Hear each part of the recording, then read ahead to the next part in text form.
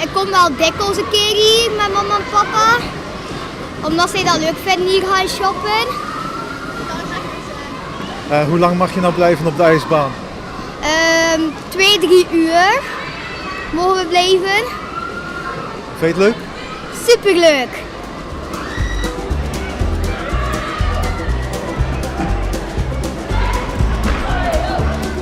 Wat vind je van de schaatsbaan? Leuk. Wat vind je er leuk aan? Dat het groter is. En kun je al goed schaatsen? Niet zo goed. Heb je al veel geoefend vandaag? Ja? Gaat het al wat beter? Ja.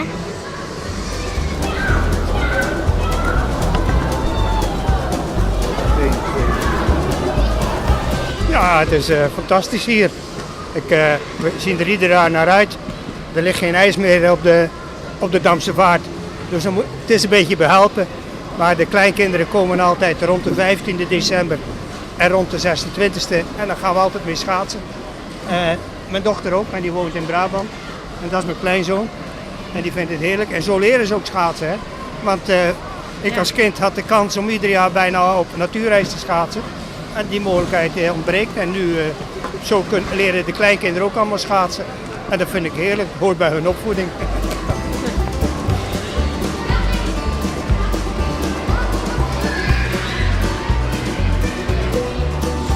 Dus met de kerst komt u hier om te schaatsen?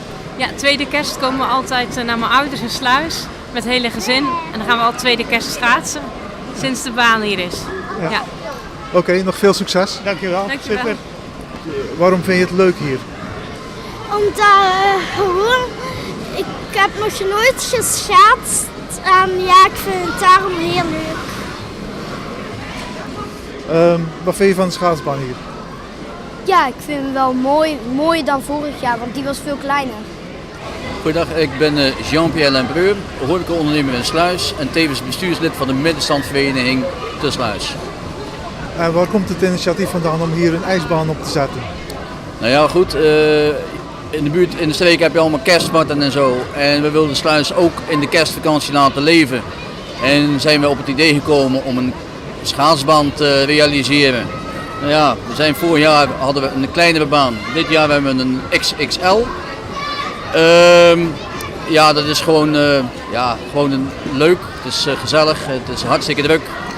We zijn open van 11 uur 's morgens tot 10 uur 's avonds. Dus ja.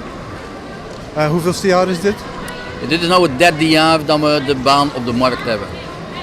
En de eerste twee was het een kleinere baan? Ja, de eerste twee dat was het de helft. Dus dan zaten we op ongeveer 240 vierkante meter. We hebben nu 530 vierkante meter. Dus ja, we zijn 2 keer zo groot geworden. Heb je al een idee van het bezoekersaantal? Ja, dat is moeilijk in te schatten, maar we bedrijven bijna het dubbele van vorig jaar. Dus dat is toch mooi meegenomen. En haal je daar nou ook nog winst uit? Nee, maar we zijn een ondernemersvereniging. Het hoeft van ons geen winst te zijn. Als we op nul uitkomen, vinden wij het ook prima. En hoeveel medewerkers heb je? We lopen hier op dit moment met een mannetje of 8. Ook vrijwilligers? Het is allemaal op vrijwillige basis. Oké, dan wens ik jullie nog veel succes. Dankjewel.